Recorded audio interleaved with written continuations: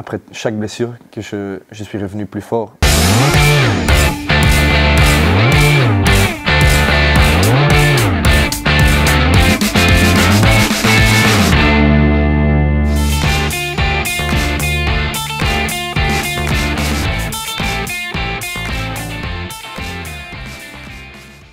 Bonjour à toutes et à tous, bienvenue dans T'es OK, ton émission en association avec Unibet et Charleroi. Comme à chaque épisode, notre invité va piocher un papier sur lequel figure une phrase souvent entendue dans le monde du football dans certaines situations. S'il est d'accord, il placera le verre qui est à sa disposition vers le oui. S'il ne l'est pas, il le placera vers le non. Notre invité cette semaine, c'est Jules Van Klemput. Comment ça va, Jules? Ça va bien, merci. Je t'appelais Jules, t'as vu, c'est comme l'artiste, c'est bon, c'est parce que ouais. t'es un peu un artiste du ballon, donc voilà, on va parler un petit peu de ton actualité, de ce qui se passe en ce moment pour toi, à l'aide de ces petites languettes que je vais t'inviter à ouvrir dès à présent. Okay. Et puis voilà, on va voir ce qui va en ressortir. Tu connais un peu le principe, tu as compris, donc on peut y aller. Je te laisse ouvrir la petite languette. J'ai progressé plus vite qu'un autre dans ma carrière parce que mon père a été footballeur professionnel. Alors, oui ou non? Non.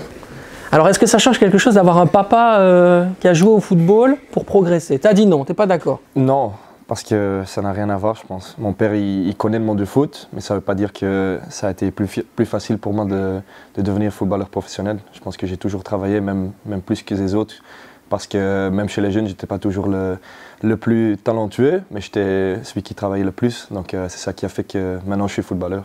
Même quand tu étais plus jeune, je me rappelle qu'on en avait parlé notamment dans Janus, il y a eu une période où il t'a beaucoup aidé, notamment quand tu étais plus jeune, à t'entraîner, à être plus régulier, dans cette régularité-là.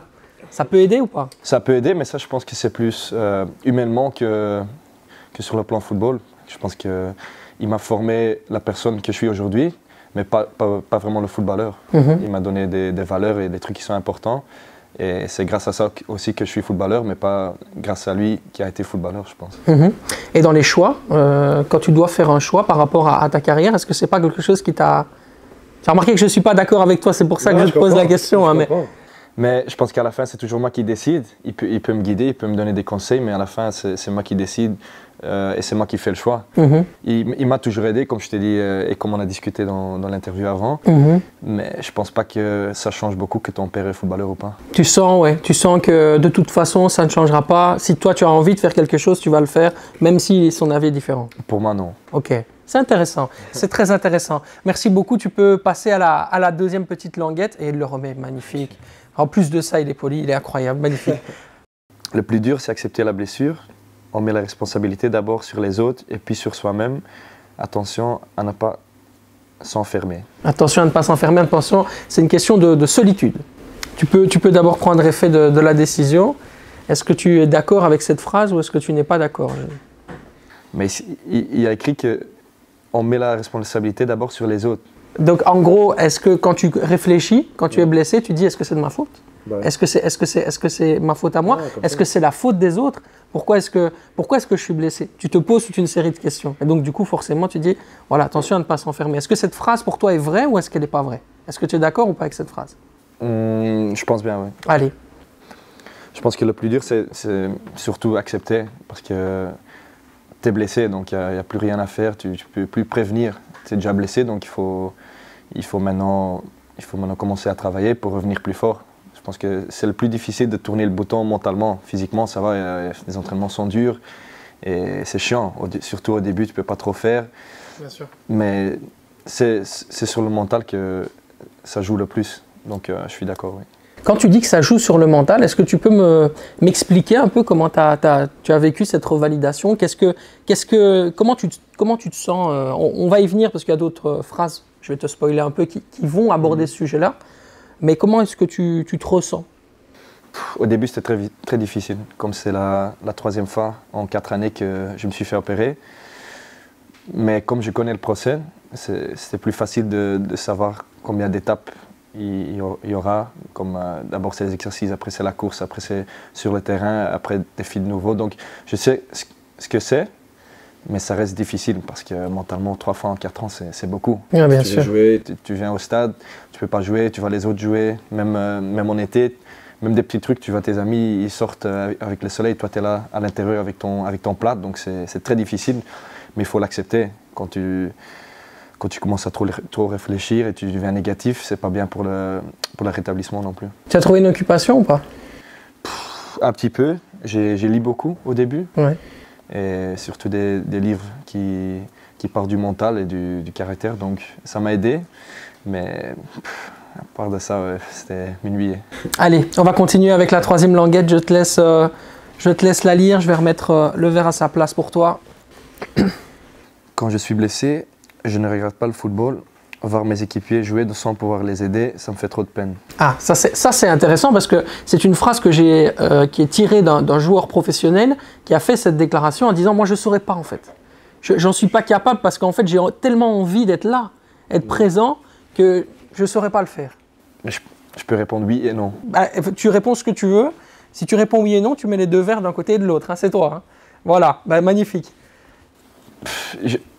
C'est difficile à regarder le foot. Okay. Parce que tu veux jouer, tu sais que tu peux jouer et c'est vraiment difficile de voir les autres jouer, s'entraîner et toi tu es là à la maison. Donc ça c'est difficile, mais pour moi je suis joueur de Charleroi, donc j'ai toujours vu les matchs. J'ai regardé les matchs chez moi au début. Et c'est normal parce que tu es aussi occupé avec tes coéquipiers et ce qu'ils font, mais c'était vraiment difficile. Je pense que ça c'était le pire au début de venir ici au stade et regarder les autres jouer, regarder les supporters, l'atmosphère et tout, et savoir que toi pendant des matchs tu vas pas pouvoir les aider ou pouvoir jouer. Donc tu t'es jamais posé la question de te dire est-ce que je vais vraiment regarder le match? Non. Parce que je sais que ça va me faire de la peine. Tu vois, c'est comme quand tu as une ex que tu l'aimes encore et que tu continues à regarder ses photos sur Instagram. Tu vois ce que je veux dire?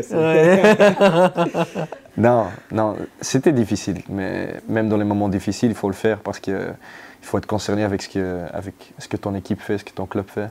Donc j'ai toujours vu les matchs, mais c'était quand même difficile. Ouais. Allez, on va changer et on va passer à la dernière languette. Hop, voilà, j'ai remis les verres. Attention, ouais, mais j'ai fait un travail, mais tu vois, de détente là sur ça, c'est incroyable. Lorsqu'on est blessé, on remet sa vie en question. Ah, ça c'est une vraie truc. Ça c'est une vraie question. Tu parlais de mental. Est-ce qu'à un moment donné, tu te remets en question, tu remets en question tout? Ouais. Ouais. Oui, quand même. Oui, parce que comme c'était la troisième fois, je me suis dit peut-être pas mon corps il n'est pas fait pour être footballeur. Mais ça c'est le début. C'est normal que tu as des pensées négatives au début. Mais après, je sais qu'après chaque blessure, que je suis revenu plus fort. Donc, c'est ça que j'ai mis en tête et je me suis dit que je vais faire la même chose comme avant, je vais travailler dur et je vais revenir plus fort comme chaque fois.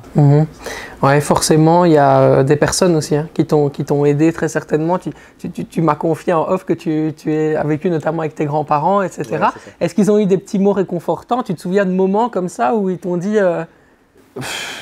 C'était surtout pour pas être tout seul, parce que j'avais fini avec ma copine, donc j'étais tout seul dans mon appart à Waterloo. Et si je dois faire le rétablissement chaque jour, tout seul, dans mon appartement, c'était pas possible. Et aussi, comme je travaille avec un kiné qui est à Anvers, c'était facile pour moi de vivre chez mes grands-parents. Et moi, ils m'ont beaucoup aidé avec la nourriture, avec tout. Quand j'avais besoin de quelque chose, ils ont été chercher pour moi, les médicaments, tout. On a fait des soins et tout, donc ils m'ont beaucoup aidé. Ouais. Voilà, bah écoute, comme ça au moins on sait comment tu penses et comment tu réfléchis grâce à TOK. Merci à vous d'avoir suivi cet épisode avec Jules Van Klemput. Bien sûr, vous n'hésitez pas, on like la page de Charleroi, on like ici cette émission et vous laissez dans les commentaires bien sûr vos ressentis par rapport à cette émission. À très vite dans TOK.